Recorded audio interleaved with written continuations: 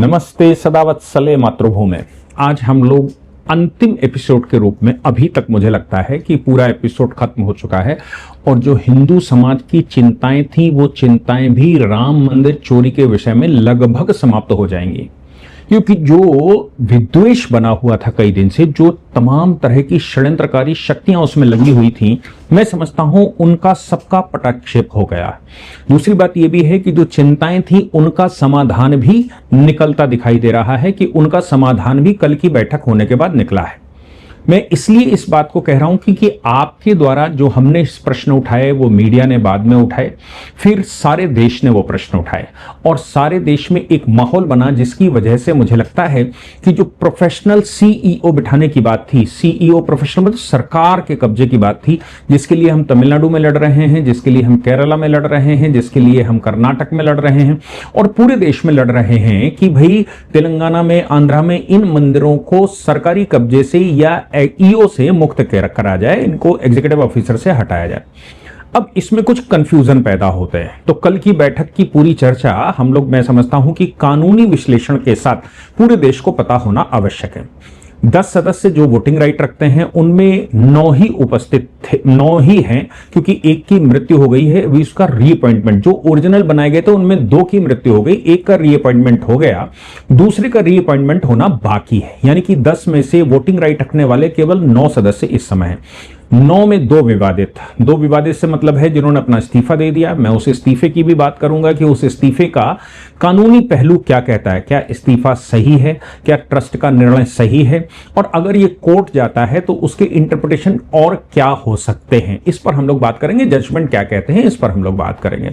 तो फिर 2 ने इस्तीफा दे दिया, उनको बैठक में उपस्थित भी नहीं रहने दिया, जबकि उनका इस्तीफा भी स्वीकार नहीं हुआ था, लेकिन वो बैठक में उपस्थित नहीं हुए। 7 सदस्य अब बचते हैं, कुछ वर्चुअल जुड़े, कुछ डायरेक्ट जुड़े, और इसके अलावा जो ऑनरेरी एक्स ऑफिशियो हैं जिनकी जरूरत वहां पर नहीं थी, एक्स ऑफिशियो भी जुड़े, जिनकी आवश्यकता वहां थी नहीं, क्योंकि निर्णय केवल ये 9 सदस्य ले सकते थे, उनमें से ये 7, और चूंकि 7 हैं तो 10 में से 7 2/3 का कोरम बनता है, इसलिए कोरम परफेक्ट था। कोरम परफेक्ट था का मतलब 10 में से 7 थे, 3 नहीं भी थे, 1 मर भी गया, 2 अनुपस्थित थे, तो भी अगर 7 निर्णय लेना चाहें तो कोई निर्णय ले सकते हैं। उन 7 सदस्यों ने के सामने 3-4 प्रश्न थे। एक तो लोगों का जनविश्वास, क्या जनता, क्या लोग जो राम भक्त हैं, जिन्होंने चढ़ावा चढ़ाया, उनके विश्वास पर खरी उतरी है ट्रस्ट, और उनको विश्वास दोबारा कैसे दिलाया जाए, एक विषय। दूसरी विषय कि क्या किसी एक सीईओ की जरूरत है और वो कैसे अपॉइंट होगा, वो सरकार करेगी या बाकी करेंगे या कैसे होगा, इस पर कल खुलकर बात हो गई और सही रास्ता एक मुझे लगता है निकल कर आया। तीसरी बात यह आती है कि किसी को हिसाब चाहिए तो वो कैसे लिया जाएगा, और जो मुख्य बात है, जो चौथी बात आती है कि भविष्य कैसा होगा। सबसे पहले हम चंपत जी के इस्तीफे की बात कर लेते हैं। उन्होंने इस्तीफा मोरल ग्राउंड पर अपनी तरफ से दिया था। अनिल मिश्रा ने भी उनके साथ उनके बाद इस्तीफा दे दिया था। अनिल मिश्रा की एक एसओपी एसबीआई के साथ साइन हुई। एसबीआई के साथ एसओपी साइन होने का मतलब यह था कि ट्रस्ट को एसओपी साइन करना चाहिए। क्या ट्रस्ट ने उनको ऑथराइज किया? मैं नहीं समझता हूं कि अनिल मिश्रा को ट्रस्ट ने ऑथराइज किया हो, जिसने एसओपी साइन किया एसबीआई के साथ। एसबीआई अपने आप को इसलिए बचा रहा है, वो कह रहा है मेरे पास एसओपी थी, उस एसओपी के तहत अनिल मिश्रा ये गारंटी ले रहे हैं कि वहां जो लोग काम कर रहे हैं वहां कुछ गड़बड़ नहीं होगा। ये मैं कह रहा हूं।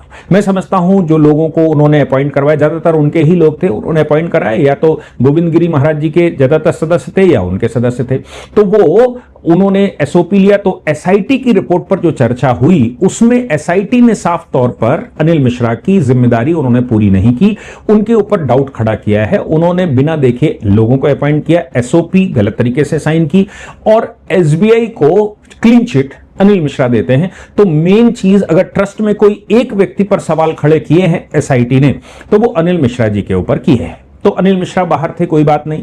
अनिल मिश्रा के साथ चंपत जी को भी बाहर किया गया। चूंकि वो प्रचारक हैं इसलिए उन पर अद्वितीय विश्वास किया जा सकता है। जो व्यक्ति अपना घर बार छोड़कर आया, जो लेक्चरर था अपनी जॉब छोड़कर आया, एक पढ़ा लिखा हाईली एजुकेटेड व्यक्ति जिसने राम के लिए पूरा जीवन समर्पित कर दिया, जिसने अपने घर में एक ईंट नहीं रखी, अपने परिवार से भी मिलने नहीं जाता, शादी बारात के विषय में कोई बात हो तो भले ही चले जाएं, उस व्यक्ति के पास अपना बैंक अकाउंट नहीं है, उस व्यक्ति के पास अपना रखने का कोई तिजोरी नहीं है, वो केवल फक्कड़ है जो धोती कुर्ता पहन के रहता है और उसके पास हाथ में कुछ नहीं, केवल 2 जून की रोटी और वस्त्र लेता है।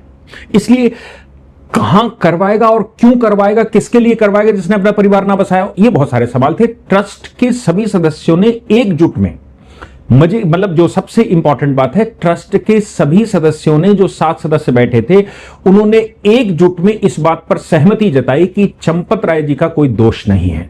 चंपत राय जी किसी भी प्रकार से इस पूरे मामले में दोषी नहीं है। अगर उनका दोष कोई है तो वो ये है विश्वास करना। अब विश्वास तो पिता के प्रति बेटे को भी होता है, बेटा विश्वासघात कर देता है, पत्नी किसी की विश्वासघात कर देती है, अड़ोसी पड़ोसी रिश्तेदार नातेदार विश्वासघात कर देते हैं। इस विश्वासघात की कोई परिभाषा नहीं है, इसका कोई एग्जाम नहीं होता, इसका कोई डॉक्यूमेंट साइन नहीं होता। यह विश्वास है, केवल देखने और व्यक्ति के साथ रहने से होता है। अब वो विश्वास करके, वो जो विश्वास जिस पर किया जा रहा है वो विश्वासघात पीछे से करता है, तो ये एक विषय बड़ा हो सकता है। तो केवल उनसे यह कहा गया कि उनका सिर्फ एक दोष हो सकता है, वो है कि उन्होंने विश्वास किया, लोगों पर विश्वास किया। और देखो, मैं संघ के बारे में बता दूं, संघ पूरा का पूरा विश्वास पर ही चलता है। कोई अपॉइंटमेंट लेटर नहीं होता, कोई चिट्ठी नहीं होती, कोई धन नहीं मिलता, कोई सैलरी नहीं मिलती, कोई डॉक्यूमेंट नहीं होता, केवल विश्वास, एक दूसरे पर विश्वास पर पूरा देश चलता है। उसमें 2-4 विश्वासघाती भी हो सकते हैं, इसमें कालनेमी भी उसमें आ सकते हैं, इसमें कोई शक नहीं है। तो उनके ऊपर यह कहा गया कि नहीं, उनका कोई दोष नहीं है, उनका सिर्फ इतना सा बात है कि वो विश्वास करते थे लोगों पर। अब आगे की बात उनके रेजिग्नेशन की। तो रेजिग्नेशन का जो इंटरप्रिटेशन किया गया, उसके कई एक इंटरप्रिटेशन हो सकते हैं। पहला इंटरप्रिटेशन यह किया गया कि क्लॉज एफ में जो व्यवस्था दे रखी है कि कोई भी ट्रस्टी यदि मर जाता है, यदि वो रिजाइन कर जाता है, इनकॉम्पिटेंट हो जाता है, जेल चला जाता है या और व्यवस्था, तो फिर उसका पद उसी दिन से सीज कर जाएगा। अब रेजिग्नेशन का जो मामला था कि उसमें जो बाकी चीजें उसने लिखी हैं कि मृत्यु हो जाएगी तो भाई मृत्यु हो जाएगी, तो कोई मतलब ही नहीं है। अगर वो जेल चला जाता है तो कोई मतलब नहीं, इनकॉम्पिटेंट हो जाता है, इनकॉम्पिटेंट से मतलब है वो पागल हो जाता है, मस्तिष्क रूप से खराब हो जाता है, तो कोई विषय नहीं। लेकिन जिसके ऊपर कोई आरोप ना हो, जिसके ऊपर केवल आरोप हो लेकिन किसी प्रकार का कोई प्रमाण नहीं और पूरी ट्रस्ट के सभी सदस्य उन पर विश्वास करते हो, लेकिन जनता में माहौल ऐसा बना दिया गया हो कि यह व्यक्ति ही कल्प्रिट है। क्यों? क्योंकि यह जिम्मेदार है। अच्छा, जिम्मेदार भी क्यों?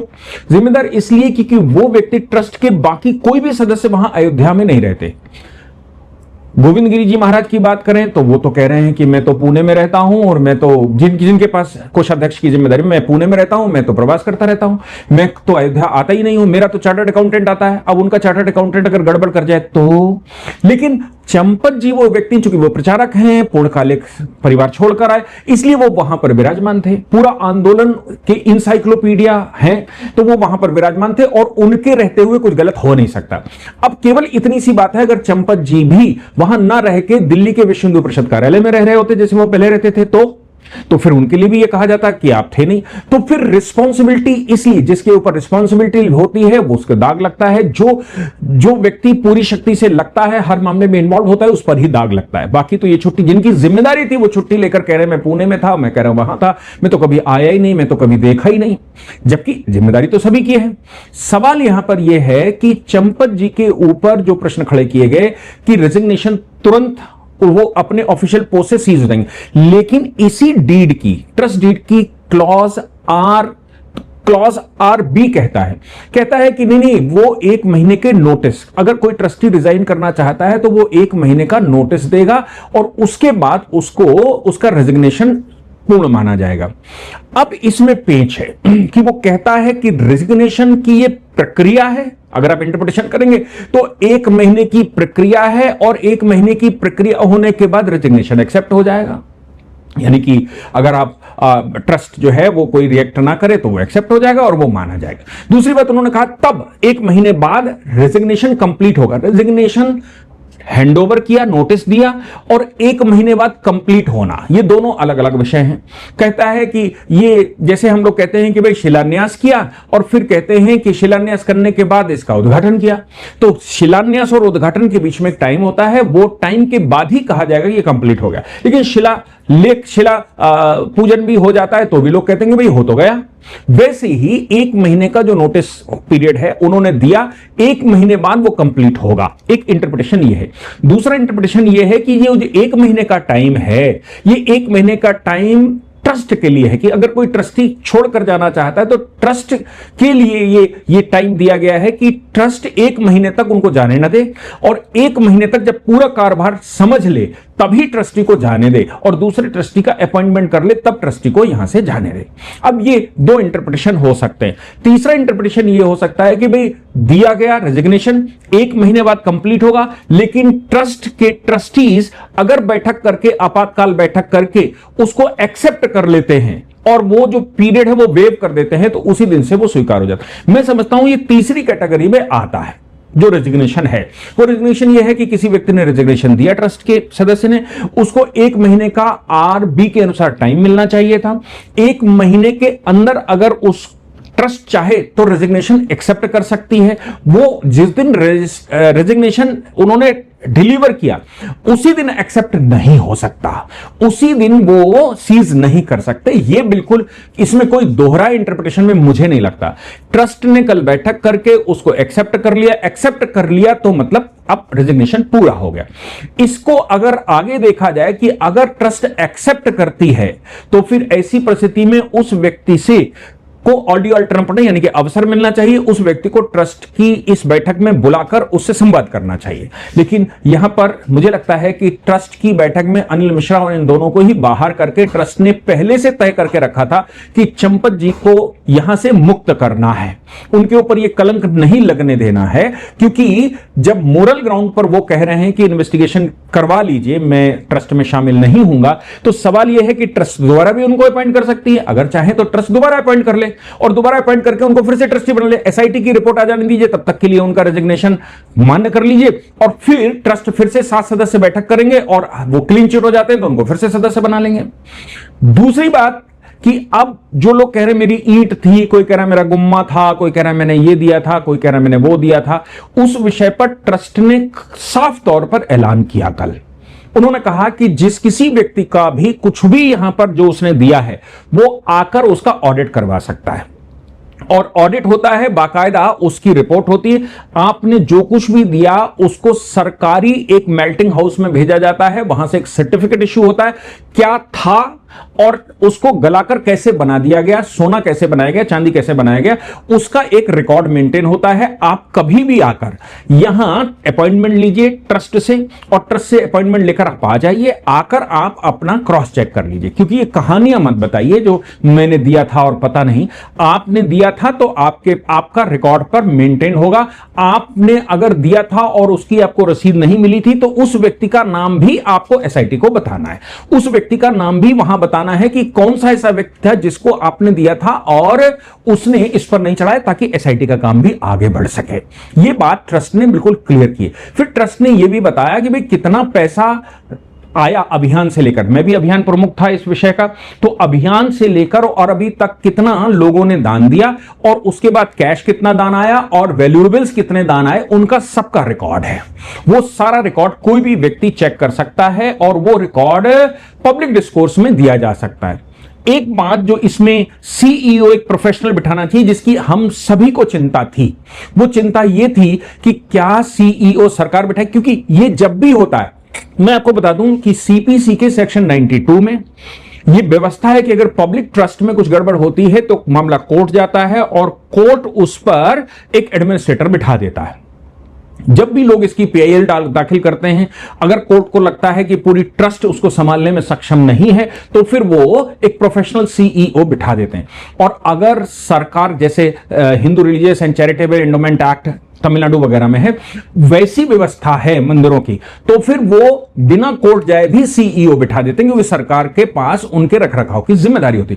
उत्तर प्रदेश में ऐसी कोई जिम्मेदारी सरकार के पास नहीं, कोई चैरिटी कमीशन भी नहीं, कमिश्नर भी नहीं बैठता। मैं समझता हूं महाराष्ट्र का चैरिटी कमिश्नर इसमें बेस्ट है, जो मंदिर में इंटरवेंट नहीं करता, केवल उसका ऑडिट करता है कि कोई गड़बड़ तो नहीं हो रही। अब यहां इस मंदिर के मामले में सीईओ तभी बिठाया जा सकता है जब सरकार, केंद्र की सरकार, क्योंकि ये ये केंद्र की सरकार ने ट्रस्ट बनाई थी, हालांकि उनका कोई रोल नहीं है उसके बाद। लेकिन अगर केंद्र की सरकार अपनी तरफ से इनिशिएट करती है या सरकार के पास मामला चला जाता है और सरकार उस पर एक एडमिनिस्ट्रेटर बिठा देती है, जैसे डिस्ट्रिक्ट मैजिस्ट्रेट डिफॉल्ट होता है और सेक्रेटरी भी बिठा सकती है, कोई रिसीवर भी बिठा सकती है, या तो कोर्ट या सरकार दोनों ही पब्लिक ट्रस्ट के मामले में राइट रखते हैं।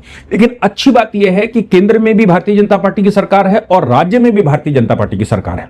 ऐसी परिस्थिति में सरकार, चूंकि भारतीय जनता पार्टी खुद आंदोलन पर है कि मंदिरों को सरकार से मुक्त होना चाहिए, जिन राज्यों में उनकी सरकारें नहीं है वहां यह सब परिस्थिति है, चूंकि होना चाहिए, यह भारतीय जनता पार्टी की अपनी ऑफिशियल लाइन है, इसलिए भारतीय जनता पार्टी की सरकार सीईओ सीधा नहीं बिठाएगी। हालांकि षड्यंत्र बहुत सारे किए गए और बहुत सारे स्टेटमेंट भी दिए गए कि भाई मैं भी सीईओ बन सकता हूं, राम मंदिर पर राम भक्तों पर गोली चलवाने वाले भी कह रहे हैं मैं भी सीईओ हो सकता हूं। वो चीजें जब हम लोगों ने एक्सपोज की, और मैं समझता हूं हमारे वीडियोस को आप लोगों ने जिस प्रकार से मीडिया वालों को ट्रांसफर किया, घर घर में उसको पहुंचाया, तो एक माहौल बन गया, लोगों ने सोशल मीडिया पर लिखना खुला शुरू कर दिया कि सीईओ हमें सरकारी नहीं चाहिए। अब सवाल यह है क्या कोई प्रोफेशनल आदमी इसमें बिठाने जाना चाहिए? तब ट्रस्ट की डीड खुद कहती है कि अगर कोई अपॉइंटमेंट करना है तो ट्रस्ट के ये 10 सदस्य उस अपॉइंटमेंट को कर सकते हैं, उसके टर्म्स एंड कंडीशन तय कर सकते हैं। यहां पर सीईओ बिठाने के लिए ट्रस्ट ने तय किया एक retired honourable justice Kohli, lieutenant general retired Vishnukant Chaturvedi, BK Chaturvedi ji, और एक प्रोफेशनल, इन 3 की कमेटी बनाई गई है। और अब वो सीईओ जो ट्रस्ट के मातहत कर्मचारी होगा, देखिए एक तो यह था सरकारी कर्मचारी ट्रस्ट के ऊपर बैठ जाएगा, एक यह है कि ट्रस्ट के अंदर एक सीईओ बिठाया जाएगा जिसका काम ये मैनेजमेंट, सारी चीजें जो हो रही हैं उनको रख रखाव करना, उसकी देखभाल करना, उसमें कोई गड़बड़ ना हो, और अगर कोई गड़बड़ है तो उसकी रिपोर्टिंग वो ट्रस्ट को दे। जैसे मेरी कंपनी है, मैंने एक सीईओ बिठा रखा है, किस बड़ी बड़ी कंपनियों में सीईओ बिठा रखा है, तो वो सीईओ कोई भी बिठा सकता है, इसमें कोई बड़ा विषय नहीं है। कोई ट्रस्टें भी बिठा सकती हैं सीईओ, और सोसाइटियां भी बिठा सकती हैं सीईओ, एनजीओ बाकी भी बिठा सकती है। तो वो सीईओ सरकारी ना होकर अब ट्रस्ट तय करेगी कि भाई सीईओ योग्य उम्मीदवार की एक इंडिपेंडेंट पैनल उन्होंने बनाया कि आप ढूंढिए कि भाई कौन अच्छा यहां मैनेजमेंट एग्जीक्यूटिव ऑफिसर हो सकता है जो ट्रस्ट की कंडीशंस पे ट्रस्ट के मातहत काम करेगा, और जब भी ट्रस्ट चाहेगी तब उसको वहां से मुक्त कर दिया जाएगा, दूसरा अपॉइंटमेंट कर लेंगे, बिल्कुल वैसे ही वो ट्रस्ट के अंदर होगा। यानी कि मंदिर अब आप सबके प्रयास से, देश में जो माहौल बना उसके प्रयास से सरकारी लोगों के पास जाने से रुक गया। लेकिन एक गड़बड़ मुझे लगता है हुई, अब वो गड़बड़ भी हो सकती है, अच्छा भी हो सकता है। वो ये है कि एक आईएफएस ऑफिसर का रीअपॉइंटमेंट हुआ था, राजा अयोध्या की मृत्यु के बाद अपॉइंटमेंट हुआ था, उनको अभी महासचिव, अस्थायी रूप से महासचिव बनाएंगे, वो आईएफएस ऑफिसर है। अब देखिए पहले से इस ट्रस्ट में 4 आईएएस ऑफिसर थे, पहले से 4 आईएएस ऑफिसर थे, 12, 13, 14, 15 नंबर के। अब ये एक आईएफएस ट्रस्ट के 10 सदस्यों में अंदर हैं और इनको बना दिया गया, एक वैकेंसी खाली है। अब इस एक वैकेंसी पर और एक आईएएस रिटायर्ड ही बिठा दीजिए। देखिए मैं मानता हूं कि आईएएस आईएफएस नौकरी के लिए ठीक है, ये प्योर प्रोफेशनल नौकर है, इनको मालिक नहीं बनाने देना चाहिए। मालिक आप इनको बनाएंगे, इनको सारे रास्ते मालूम होते हैं, एडमिनिस्ट्रेटिव कंट्रोल भी इनको मालूम होता है, और इनके जूनियर सीनियर के चक्कर में कोई रिएक्शन एक्शन नहीं हो पाता, इस पर कोई इन्वेस्टिगेशन सही से नहीं। अच्छा आदमी निकले तो बहुत अच्छा चलाएगा, और बुरा निकल गया तो बहुत बुरा कर सकता है, आप उसका कुछ कर नहीं सकते। इसलिए ये रिस्क मैं मानता हूं कि जो कृष्ण जी बैठाए हैं वो बड़े ईमानदार व्यक्ति होंगे, लेकिन फिर भी ये रिस्क का मामला है, ये रिस्क नहीं लेना चाहिए ट्रस्ट को, जो मेरा अपना विचार है। दूसरी बात एक और, ये तो मैंने ट्रस्ट की बात कही, अपॉइंटमेंट की बात कही, और चंपत राय जी दोबारा ट्रस्ट में आ सकते हैं, केवल एसआईटी की रिपोर्ट आ जाने दीजिए और उनको क्लीन चिट मिल जाने दीजिए। मोरल ग्राउंड पर उन्होंने दिया था, अभी तक उनके ऊपर कोई दाग नहीं है, और ट्रस्ट भी कह रही है कि अभी तक उनके खिलाफ कुछ भी नहीं मिला, एसआईटी भी कह रही उनके खिलाफ कुछ नहीं मिला, उनकी निष्ठा पर कोई सवाल नहीं किया जा सकता, वो अपनी जितनी कैपेसिटी है उतनी कैपेसिटी से काम कर रहे थे, फिर भी चोर चोरी करते हैं। बिल्कुल वैसे ही ऐसा हो सकता है कि नीट की परीक्षा लीक हुई तो प्रधानमंत्री से इस्तीफा मांगना, नीट की परीक्षा लीक हुई तो सरकार गिरा दो, ऐसा नहीं है। अगर कहीं किसी ने चोरी की है तो वो ट्रस्टी को हटा दो, ट्रस्ट भंग कर दो, ऐसा नहीं होता।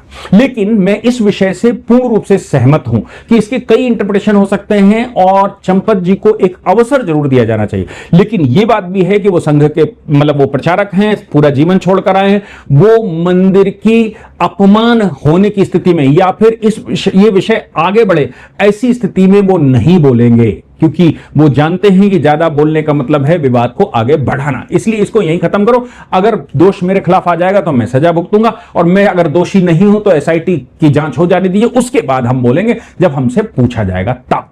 मैं समझता हूं कि ये पूरा विषय जो अभी हम लोगों ने किया, ये कल की बैठक के बाद सब कुछ क्लियरली तय हो गया। सर्वोच्च न्यायालय के मोतीराम वर्सेस परमदेव का judgement, Union of India versus Gopal Chandra Mishra का जजमेंट, इन जजमेंटों का हवाला मैंने अभी आपको दिया। विधिक निर्णय बनाम प्रशासनिक परिणाम, ये विषय भी मैंने अभी कवर किया कि नोटिस वेवर 1 महीने का है और वो कैसे होना चाहिए।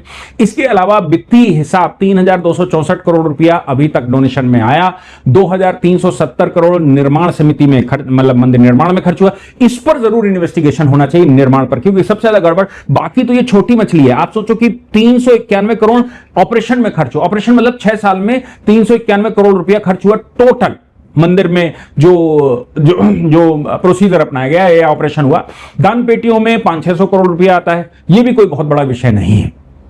विषय जो बड़ा है वो है कि निर्माण समिति का कोई गड़बड़ है तो इसका निश्चित तौर से एक ऑडिट होना चाहिए। मैं समझता हूं कि संत समाज ने खुलकर कहा है चंपत राय जी पर कोई अविश्वास नहीं हो सकता।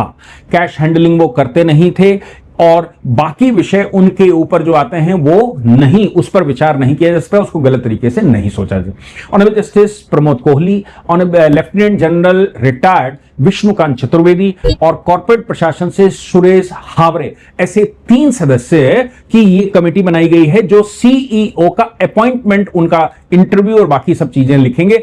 एसआईटी के प्रति विशेष जांच दल जो बना हुआ है उसने 20 लाख रुपया नगद और बाकी का 80 लाख रुपया और तरीके से जो कवर किया है वो सब सीज कर दिया गया है। ट्रस्ट का आधिकारिक ट्रस्टी जो स्टैंड है महंत नृत्य गोपाल दास जी का, उन्होंने कहा उत्तर प्रदेश सरकार और जांच एजेंसी पर पूर्ण विश्वास है। दोषियों को कानून के तहत सख्त से सख्त सजा दिलाने की प्रतिबद्धता हमारी है। वो करेंगे और ऐसा होगा। मैं समझता हूं कि पूर्ण पारदर्शिता के लिए 2020 से लेकर 2026 तक का वित्तीय ऑडिट का प्रकटीकरण और दाताओं के स्वतंत्र ओपन ऑडिट की व्यवस्था है।